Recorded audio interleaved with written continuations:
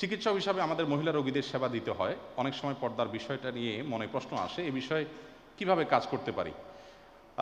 দেখুন, চিকিৎসক হিসাবে আমরা যখন কাজ করব তখন মহিলা পেশেন্টদেরকে সার্ভিস দেওয়াটা শরীয়তে অবশ্যই জায়েজ আছে। এটা না জায়েজ বা হারাম কোনো কাজ নয়, কারণ আপনি তার সেবা না দিলে সে ক্ষতিগ্রস্ত হবে, কষ্ট পাবে। যদি কোনো বিষয় মহিলা ডাক্তার থাকে, পেশেন্টের উচিত মহিলা ডাক্তারের কাছে যাওয়া। যদি মহিলা ডাক্তার না থাকে বা এরকম এক্সপার্ট না হয়, সিরিয়াস কোনো ইস্যু হয়, পুরুষ ডাক্তারের ট্রিটমেন্ট নেওয়া জায়েজ আছে, কিন্তু পেশেন্টের দায়িত্ব হলো তার প্রাইভেসি মেনটেন করে যাওয়া। দেখুন, ইসলাম আমাদের বোনদের যে পর্দার বিধান দিয়েছে, এটা জাস্ট তাদের সম্ভ্রান্তের ব্যাপার, এটা তাদের সম্মানের ব্যাপার।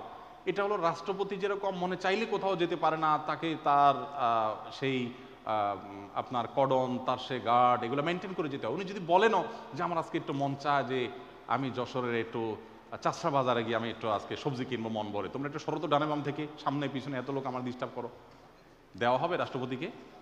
কি বলেন, দেওয়া হবে? কোনোদিন দেওয়া হবে না। কেন দেওয়া হবে না? এটা কি তার প্রতি কোনো অবিচার? এটা তার প্রতি সম্মানের জায়গা থেকে, যে না, আপনার নিরাপত্তা নিশ্চিত করতে হবে, রাষ্ট্রের প্রয়োজন, আপনি রাষ্ট্রপতি, আপনি চাইলে যেখানে সেখানে একা একা যেতে পারেন না। ঠিক একজন মুসলিম নারীকে ইসলাম সেই কারণে তার পর্দাকে মেনটেন করতে বলে। এই পর্দার বিপরীতে যত আইডিয়া এক্সপেরিমেন্ট করা হয়েছে সারা পৃথিবীতে, আপনি একটি আইডিয়া সাকসেস দেখাতে পারবেন না।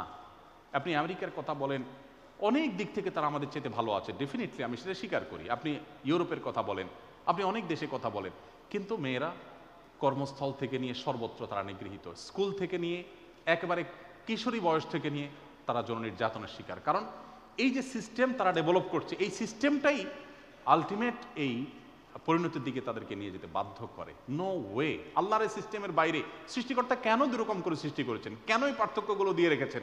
এগুলো অহেতুক না। আপনি এটার বিরুদ্ধে, এটার বিপরীতে যত এক্সপেরিমেন্ট করবেন, কখন আপনি সাকসেস হবেন না। তো এই কারণে পেশেন্টের উচিত ডাক্তারের কাছে যখন যাবেন, তার এই পর্দার বিষয়টাকে মাথায় রেখে তিনি যাবেন, যাতে করে পর্দার খেলাফ কিছু না হয়, সিরিয়াসলি পর্দা যেন মেনটেন হয়, এগুলো মাথায় রেখে তিনি যাবেন, এটা তাকে খেয়াল করতে হবে। সেই সাথে ডাক্তার তিনিও তার নিজের নজরের হেফাজত, দৃষ্টিকে হেফাজত করে তিনি তার পেশেন্টের ট্রিটমেন্ট দিবেন। এটা যদি তিনি করেন, কোনো গুনাহ তো হবেই না ইনশাআল্লাহ। নিজের নজরকে হেফাজত করার সংগ্রামে তিনি যদি জয়ী হন, আল্লাহর কাছে বরং সওয়াব পাবেন।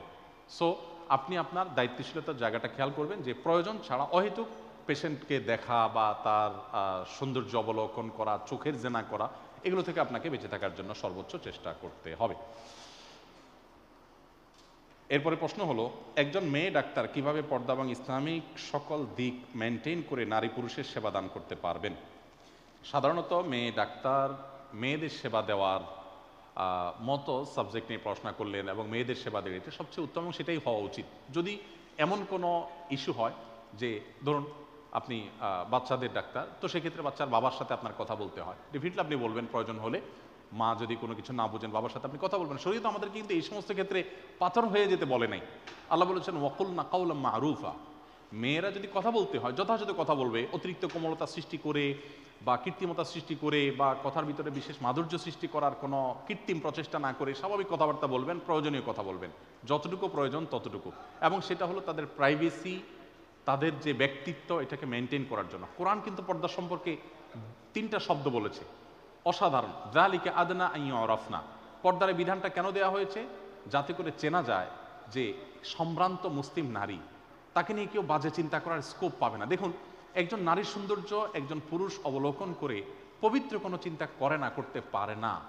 এ বিষয়ে বোঝার জন্য পণ্ডিত হওয়ার কোনো প্রয়োজন নেই, বাস্তবতাকে অস্বীকার করার কোনো সুযোগ নেই। সো পর্দার বিধানটা এমনি এমনি আল্লাহ তাআলা দেন নাই। সো একজন নারী ডাক্তার, তিনি তার নিজের প্রাইভেসি মেনটেন করে পরিপূর্ণ পর্দা করে পর্দা ডাক্তারি তিনি করতে পারেন। একজন নারী চিকিৎসককে আমি চিনি, ঢাকার সিরাজুল ইসলাম মেডিকেল কলেজের একজন ডাক্তার। আমার বড় ছেলেটা আইসিইউতে ছিল অনেক দিন ডেঙ্গু হয়ে, এরপরে আবার অসুস্থ হয়েছে, আরেকটা ছোট ছেলে অসুস্থ হয়েছে। কয়েক দফা আমি ওনার ট্রিটমেন্ট নিয়েছি, আমাদের ফ্যামিলিগতভাবে আমার ওয়াইফ, আমরা তার সহযোগিতা পেয়েছি। তো আমি দেখেছি অবাক, যে অনেক বড় ডাক্তার, তিনি প্রফেসর সেখানকার মেডিকেল কলেজের, কিন্তু হাত মোজা পা মোজা ফুল মেনটেন করেন। এবং ওই হসপিটালের সবচেয়ে বড় ডাক্তার তিনি, সবচেয়ে পপুলার ডাক্তার তিনি, সবচেয়ে পেশেন্ট তার, সবচেয়ে সিরিয়াস তিনি, সমস্ত পেশেন্টরা তার কাছেই যায়।